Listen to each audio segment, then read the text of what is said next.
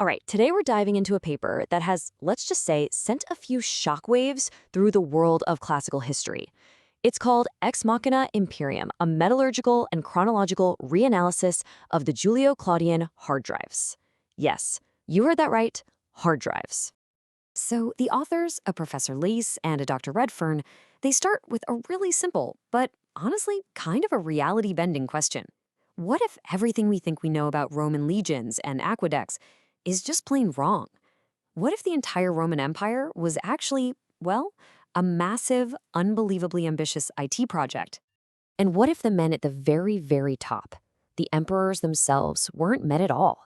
What if they were biomechanical constructs, cyborgs? I know, but this is the core idea of their paper. And if you follow their logic, it changes literally everything.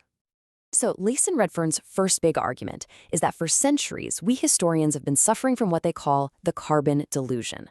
Basically, a biological bias that just assumes Roman leaders had to be flesh and blood. They say the truth is far more synthetic. This idea reframes the absolute basics. So, those famous Roman roads, not just for marching legions, they were piezoelectric fiber optic cables for data transfer. The city of Rome itself, not a capital, a motherboard. And all those statues of emperors we see in museums, not art, they're technical schematics. And get this, the authors trace all this technology back to a prehistoric civilization of hyperintelligent lemurs, who apparently built the whole thing. Okay, so let's take the first emperor, Augustus. We think of him as this political genius who ended a century of civil war. Nope. According to this theory, he was the first stable software release, Imperial OS version 1.0. Installed right after that disastrous beta test we call Julius Caesar. And that legendary 200-year peace, the Pax Romana? It wasn't a policy of peace. It was a program. An executable file, actually, Pax Romana.exe. And its whole purpose was to suppress resource-hogging background processes, like civil wars, to make sure the whole system had maximum uptime. This new interpretation even changes how we read their writing. You know that famous inscription Augustus left behind, the Res Gestae, the story of his accomplishments? Turns out, it wasn't a biography. It was the end-user license agreement. And, yeah, you guessed it, the entire population of the empire just scrolled right past it and clicked I agree without reading a single word. It even explains their religion. When an emperor was deified, he wasn't becoming a god. His consciousness was just being uploaded for cloud storage. And the heavens, that was just the marketing name for the orbital satellite network where they kept all the backups. But here's the thing, like any new piece of software, the system wasn't perfect. The paper argues that the really infamous emperors, guys like Caligula and Nero, their chaotic reigns weren't because they were mad or evil, they were just predictable and frankly inevitable software bugs and hardware failures. Let's start with Caligula.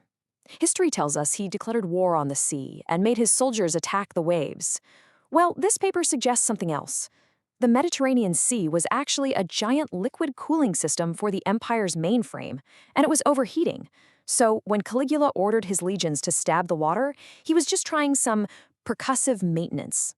Like when you smack the side of your computer to get it working again? And what about his horse, Incitatus, the one he supposedly tried to make a console? Not a sign of insanity at all. It was just a mobile battery charging station. The poor guy's internal power was probably running low during those super long Senate debates, and he just needed to plug in somewhere. Makes sense, right? So the next major glitch was even worse. It's a real engineering term called thermal runaway. It's basically when a system gets caught in a feedback loop and just keeps getting hotter and hotter until it has a complete catastrophic meltdown. The best historical example of this? You guessed it, the Great Fire of Rome. So according to Leeson Redfern, that famous story of Nero fiddling while Rome burned, it's a mistranslation. He wasn't callously playing music. He was frantically using a stylus on a diagnostic tablet, desperately trying to debug the cooling system's code while the city, the motherboard, was literally going up in flames around him. Okay, so after these massive, catastrophic failures, the system's creators had to intervene. The next phase of the empire was really all about damage control, software patches, security updates, and trying to fix the tangled mess of spaghetti code that had built up over the decades. So, that celebrated period of the 5 good emperors, that was just a major over-the-air firmware update, probably called the Nerva Antonian patch. Hadrian's Wall, it wasn't just a wall, it was a literal firewall designed to block unauthorized data packets coming in from the north. And that beautiful, profound philosophical text, Marcus Aurelius's Meditations, yeah, that was just the system's debug log, documenting all the errors. But eventually, the code just became completely unmanageable. You know the crisis of the 3rd century, with dozens of emperors fighting for control? Classic case of feature creep. The system just got too complex and bloated. Way too many users were given root access, and they all started creating their own unstable versions of the Roman OS, all running at the same time. A total mess.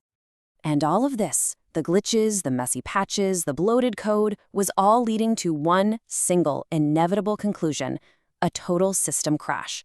The event that we now call the fall of the Roman Empire. So what actually caused that final crash? Well, according to the paper, you can forget about the migrating barbarian tribes. The barbarians weren't people, they were malware. The Huns were basically a fast-spreading worm virus, and the Visigoths were a classic Trojan horse designed to bring the whole network down from the inside. Think about the sack of Rome in 410. It wasn't a battle, it was a textbook cyber attack. Step 1, infiltration. The Visigoth Trojan is misidentified as a trusted source and gets let past the firewall. Step 2, execution. A malicious script, the Alaric protocol, runs and starts deleting critical system files. Step 3, crash. Rome's core programming gets wiped. Irreversible damage. Game over. And if all the malware wasn't enough, there was a fundamental hardware issue. The cyborg emperors were apparently running on cheap lead cabling instead of copper. The result? Horrific signal degradation. By the 5th century, the system lag was over 9,000 milliseconds. An emperor could give an order, and it just wouldn't register for days, maybe even weeks. So the final diagnosis here is pretty clear. The Roman Empire didn't fall because of economics or social pressures. It crashed. The historical process, as it approaches the year 476, equals one thing and one thing only: the blue screen of death. So where does that leave us? I mean, what are we supposed to do with this information? What's the practical takeaway from Lace and Redfern's groundbreaking research? Well, they leave us with one final, pretty startling recommendation. They propose, and they seem totally serious about this, an immediate excavation of the Vatican archives. Why? Because their theory suggests the Pope's hat, it's not a hat. It's a directional antenna, and it's still broadcasting system error reports back to the Pleistocene era. Which I guess leaves us with just one question. Has anyone tried turning it off and on again?